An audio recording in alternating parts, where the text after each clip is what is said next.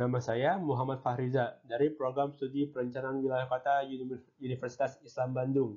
Di sini saya akan menjelaskan salah satu cabang ilmu geografi, yaitu adalah ilmu kartografi, yang mana kita mulai dari pengertiannya. Pengertian kartografi.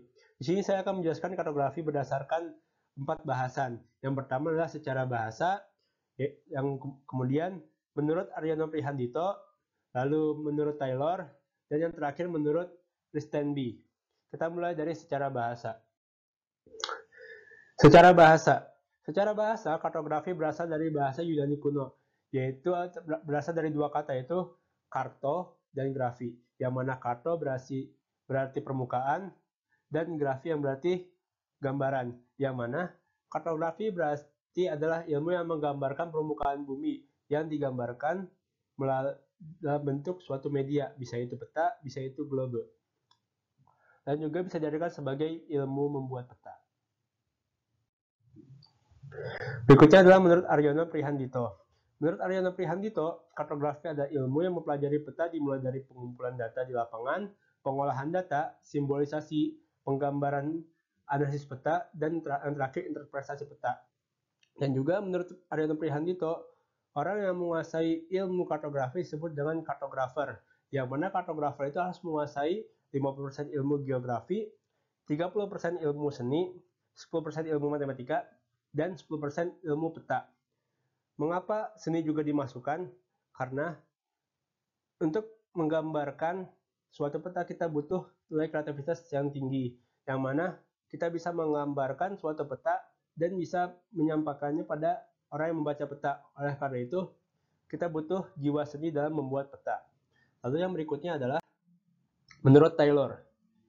Taylor mendefinisikan kartografi sebagai organisasi, presentasi, komunikasi, dan penggunaan geoinformasi dalam bentuk grafis, digital, atau formal nyata. Hal itu dapat meliputi semua langkah-langkah dari persiapan data sampai ke penggunaan akhir dengan penciptaan peta-peta dan hasil-hasil yang terkait dengan informasi spasial.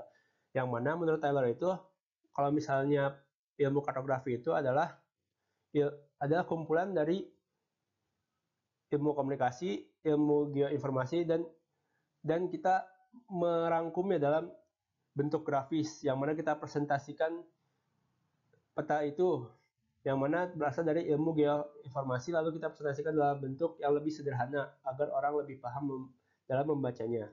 Lalu berikutnya adalah menurut Kristenby.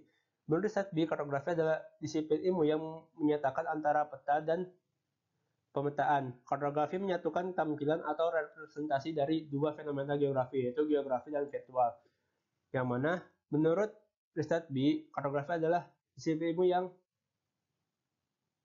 menggabungkan antara peta dan informasi grafis, yang mana kita membuat peta dalam bentuk grafis atau virtual. Lalu berikutnya adalah ruang lingkup kartografi.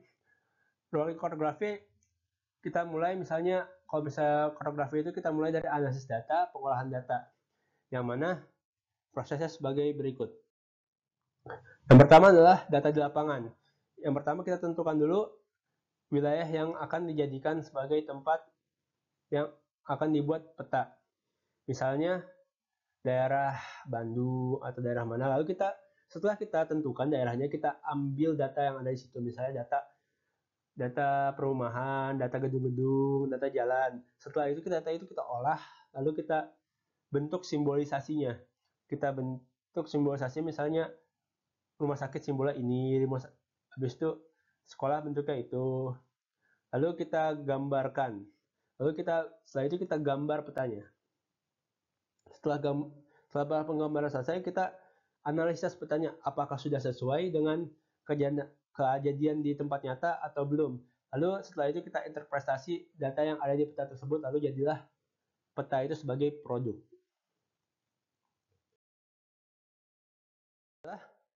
Kartografi dan planologi.